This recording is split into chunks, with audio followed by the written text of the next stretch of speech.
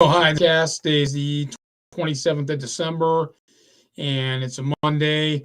And hello, everybody. And today we're going to talk about the funding game for a little while. And I just want to talk about it just a little bit.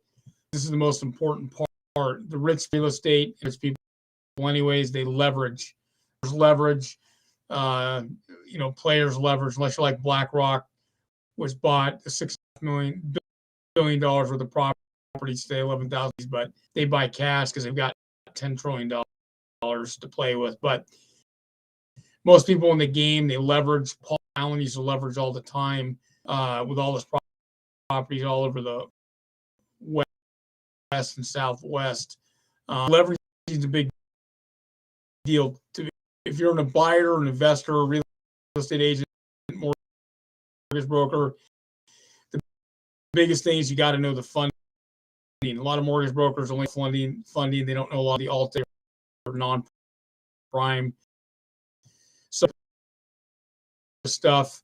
But got to know what you're doing as far as that goes, because that's part of the game. Anyway, so that's a big deal as far as basically the overall presence is funding. And so you need funding because that's the name of the whole game, is to fund.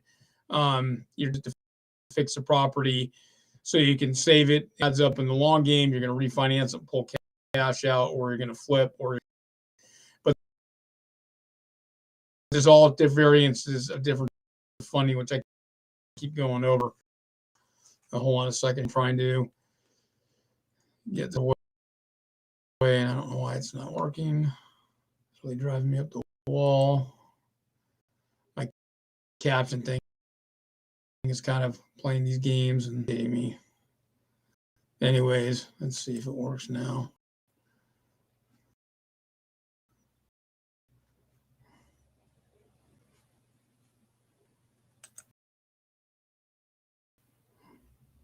Here. Sorry about that, as I'm still trying to figure this R stream out. Anyways, stuff should be popping up and appearing. It hasn't been seeming to do that. So anyways, and basically commercial funding is a lot different than residential. As I've been saying, they're two different breeds. Basically, commercial pretty cut and dry for the most part. You have to put this amount, that this funding, innocents are pretty much down to earth as far as that goes. There's not a lot of money as far as that. Residential, because there's so many types of ways to fund, it's a different kind of deal. See here, I don't know why it's on this. Sorry, folks, I'm just getting real irritated by this. It's not doing what it's supposed to be doing. And so let's see here.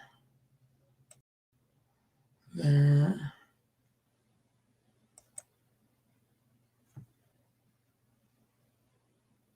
Let's see.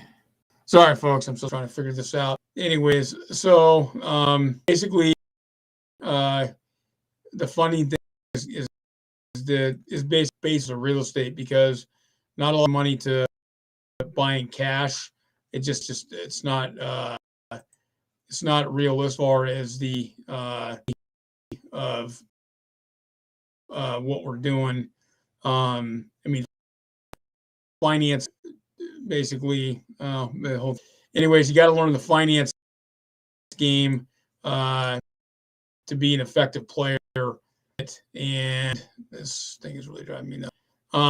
Effective player inside the basically the way of buying real estate. The problem is that people that do it don't know what they're doing. Don't know what they're doing. Since a lot of work with real estate agents, a lot of real estate agents don't know what the game is, and essentially, since they don't know the game, hard for them to uh, be successful. That gets down to a lot of the paperwork, but you need the able to have that to basically make it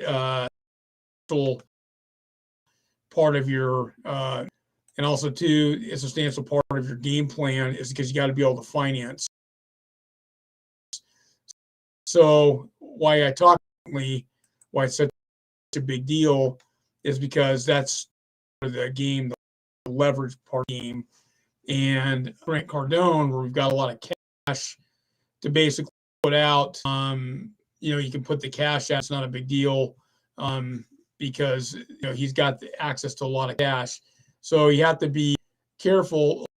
A lot of the people that are doing it that are first-time buyers, second and third-time buyers, even investors, small investors, that's part of the deal. You have to push it out. So what if you have to fix your property, that kind of thing? You have to factor that stuff in. What if you have to do X, Y, Z after you buy the property? So these are things that you have to look for when you're putting together deals, and especially if you're doing multiple. You need to know kind of what to do on that as far as putting it together. Able to make sure that you're doing the right type of financing. Since financing essentially breaks down into 3 areas: it's conventional loans, and then now right now I'm going to talk about just residential. It breaks down conventional loans, and it breaks it down into type, and also too it breaks down into what the non-prime type of loans. And so essentially with that being, these are things that you need to factor in when you're doing your funding and your finance. And so that's what the deal is on that, is being able to factor that in to what you're doing is funding. So on the residential, you got the control is based off vanilla type of stuff, and basically from the basic essentially, those are just conventional loans with good generally. And you have the you're essentially going to have the alternate A type, which are basically a little more latitude. Rates are still as a conventional rate. You might have some adjustable rate arms, that kind of thing. And then you're going to have the basically this is called the non-prime.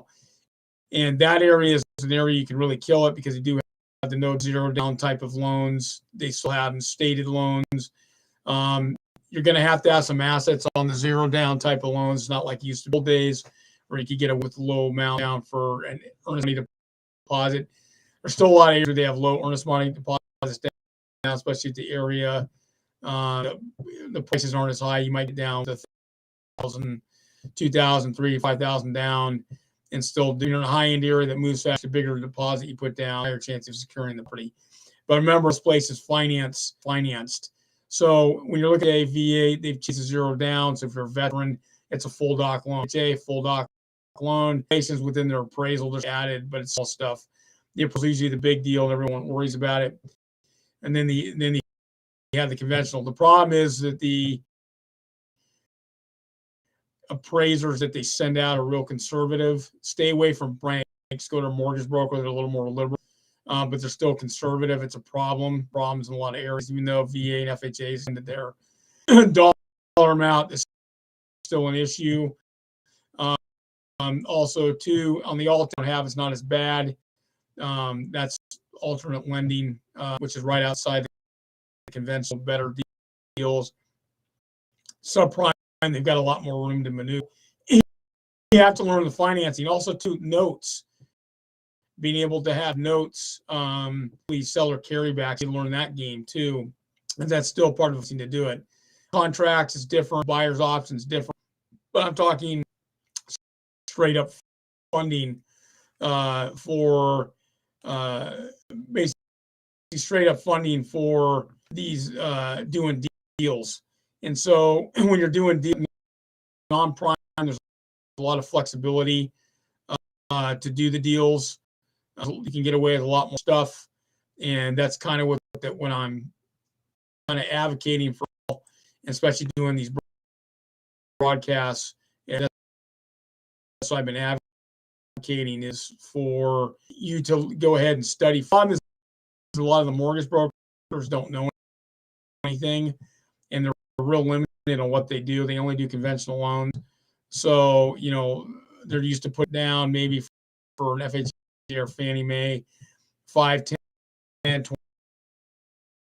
20% down. They're used to seeing it a full doc, no problems, people with perfect credit. Well, as you an investor or a first-time buyer, there's a lot of outside the line.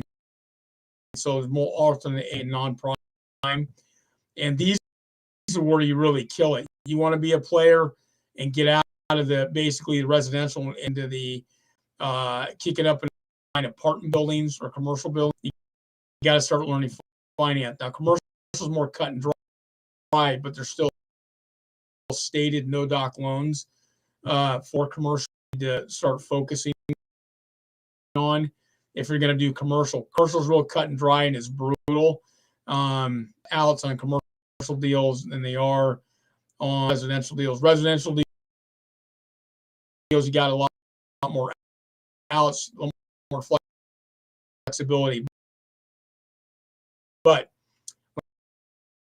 let me say this again: if you're a buyer, or if you're people that are investors that only have a few properties, you need a buyer first time out, second, third buyer.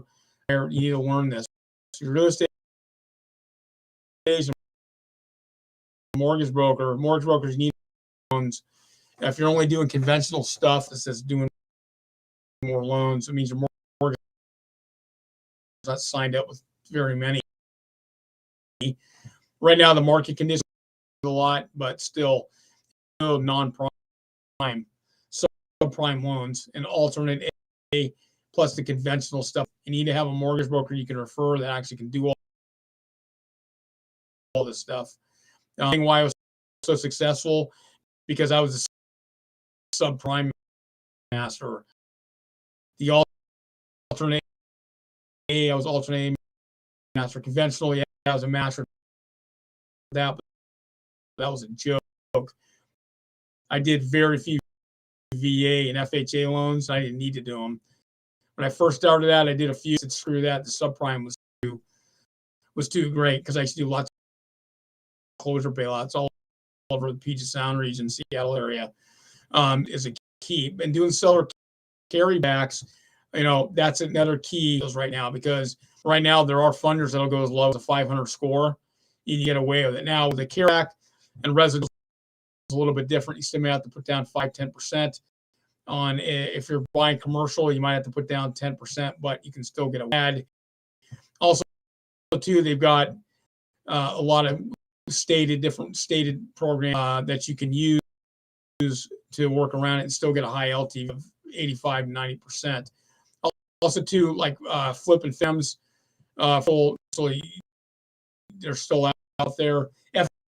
FHA used to have one of the problems; they got abused so bad, and a lot of times the appraisals were all screwed up because it's FHA. So what do you expect? Remember, funding is finance. You got to learn the funding game. If you learn the funding game, you'll be successful. Because a lot of people out there don't have the scores, income, so you can work around it. The big thing is you have a real estate agent that knows what they're doing. That's good. If you have a mortgage broker that's experienced, that's good. And that's going to be your key. Now, for sale by owner, you have an attorney that's writing it up, but you're going to have to get your own financing. That's if you're not buying cash. But, don't be afraid to tell you need them to write up a deal. Do it. They only charge you hourly. They're not doing commission. It's a variable in the U.S. where we go for that because the attorneys' ranges are all over. But, don't be a real estate attorney. If you need it for your transaction, you can add it as part of your deal if you have an agent writing it up. Look at it. Don't be afraid to go state attorney if you have questions. But overall, because there's a lot of hot markets, are going to win out. That's just the way it goes. But if you put more money down in the market, you won't have as many conditions on the deal. It's kind of the way it goes. A lot of places, hot markets are doing pre-inspections, and so a lot of hot markets. Yeah, but eventually those markets are cool. As things are going to start to change and start shifting over into the buyer's territory, so the buyers play. Problem is, like I said, it's a land use act, but it ties into the finance because you got to know the finance to get these and get them the way you want, and basically get it funding the way you want. And you have to be flexible. A big key, flexibility. That's the number one. Being flexible. Being flexible and how to being able to work it, to do your thing is being flexible. That's one thing is flexibility. This is one thing I always talk to my buyers about, even sellers when I was listing properties, that's usually a big problem, flexibility. And the more flexible you are, the more deals you'll get done and more you'll have success for. The problem is you have a lot of real estate agents and not the mortgage brokers, because the real estate agents got big ego, and that plays into it, because I've gone through the ego thing and I had to learn the hard way. But once you take your ego out of it and you're cool about it, you can get deals done. So flexibility is the key.